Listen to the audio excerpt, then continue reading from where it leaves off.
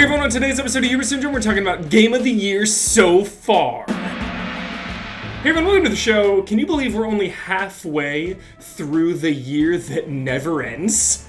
We're only about halfway through, but fortunately there have been some excellent video games that have released in that time. So we're gonna go over a few of my GOATY contenders. Let's dive in. First up, we're starting off bloody. Rip and tear until it is done. Doom Eternal.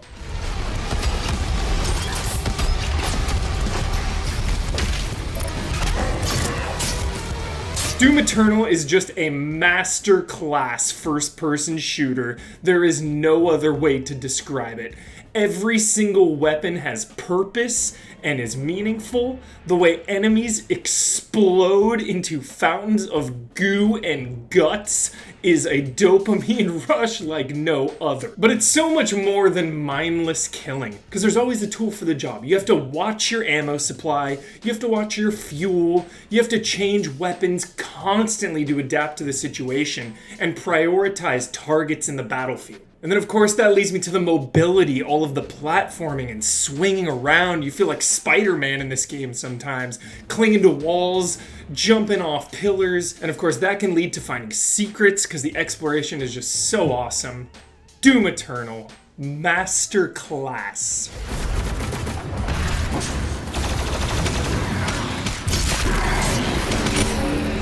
Next up, personal favorite of mine, Resident Evil 3.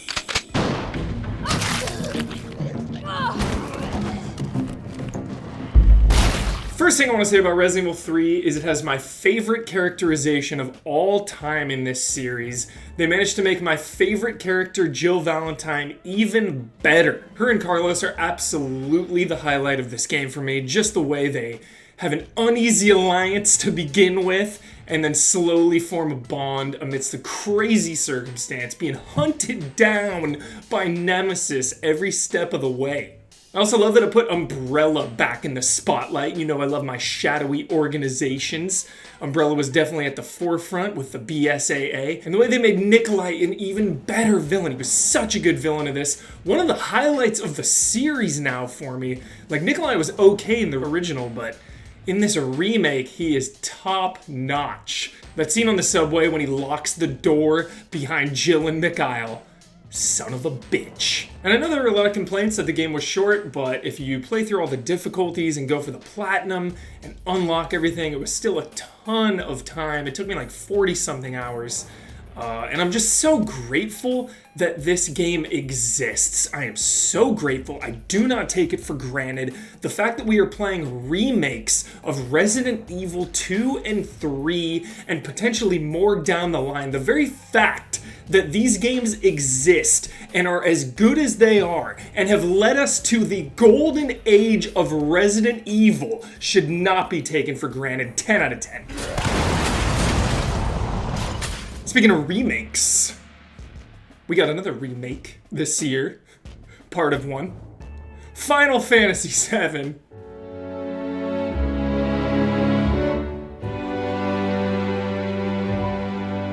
Full disclosure before we begin, I've only finished Final Fantasy 7, 10, the 13 trilogy, and 15, and 7 was one of the ones I liked the least. I know, I just didn't like the original that much because I played it way later. I didn't play it when it initially came out. I played it, but at a friend's house. You know how it was. Your friend had a PlayStation. He's like, yo, check out this crazy motorcycle scene. I was like, all right, this is freaking awesome.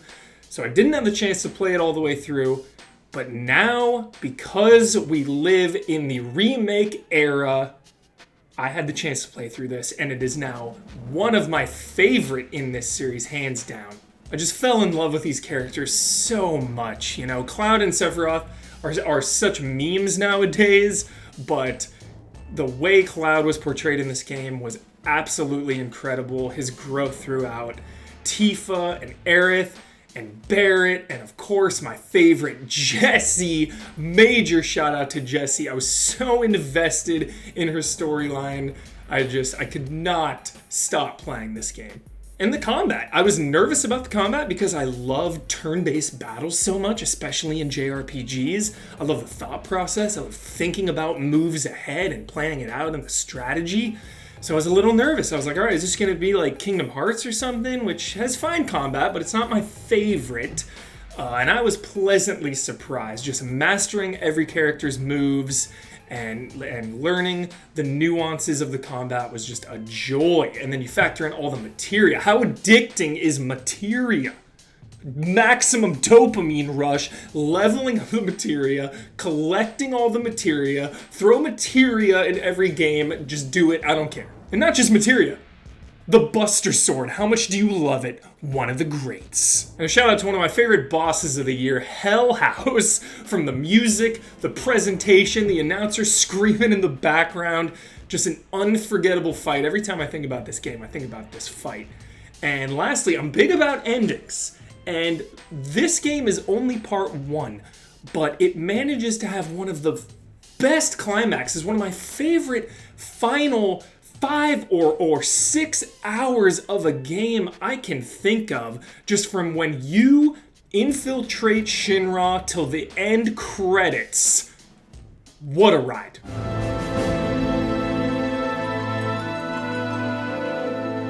Next on the list, unreal, I even get to say this, Streets of Rage 4.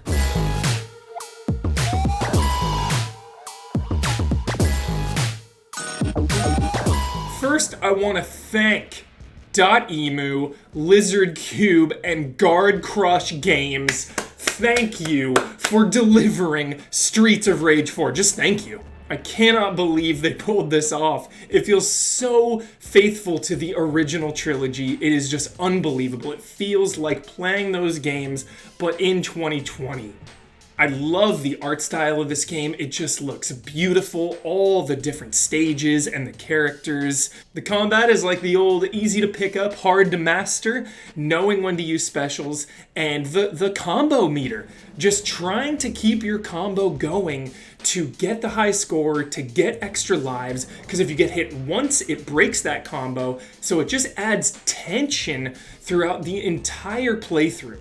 And then the new characters are a blast. Cherry and Floyd. I love Cherry Hunter, the way she runs around the battlefield, strumming that guitar. She is just so fun to use. And then you can unlock basically every character from the original games, with the exception of Rue. When are we getting Rue? Just tell us.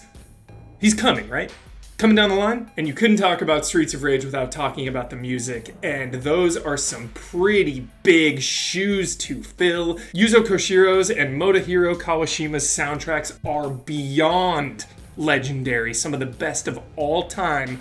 And I know they joined this soundtrack as guest composers with a few others, but the bulk of the work went to Olivier Derivière. And I want to point you to a few of my favorite songs, which is all on Spotify, this whole soundtrack. I listen to this thing all day, usually when I'm writing a review or a preview or preparing for an episode or something. I am always blazing this soundtrack.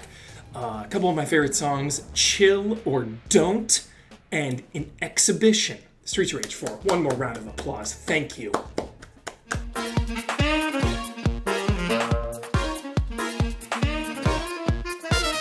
And lastly, of course, The Last of Us Part 2. Once again, the bar for video games is raised. So much has been said about The Last of Us Part 2 recently, so I won't reiterate what we've said on Spoiler Mode, which you can check out if you are a patron for $1 more. Haha. But I just cannot stress about these characters and how much they mean to me and how much I love every single one of them. From Abby and Lev to Dina and Jesse, Tommy and Joel, Ellie, just all of these characters are a part of my life now. I will just think of them fondly. And when so many games are about violence, you know I love violence. Doom Eternal was the first game we talked about. We're ripping and tearing. Violence is such a big part of video games. And this game made me question killing, made me question violence. And for a video game to do that, I absolutely commend it.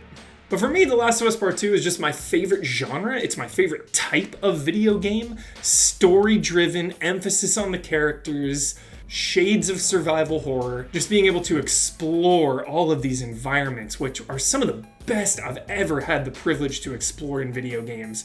Seattle and the other areas, finding all the little side stories like the bank robbery that went wrong, or hearing about Joel trading his coffee beans, to the synagogue moment with Dina. There are just so many standout moments in this game that are unforgettable. And you know I love bosses.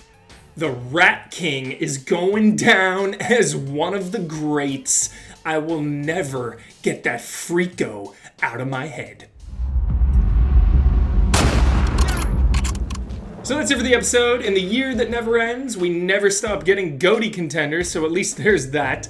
What have we learned? We've learned that it's going to be the Super Shotgun versus the Buster Sword, and Hell House versus the Rat King for best weapons and bosses at the end of the year. In the coming weeks, we're going to get the other allies in here to discuss some of their favorite GOTYs, so look forward to that.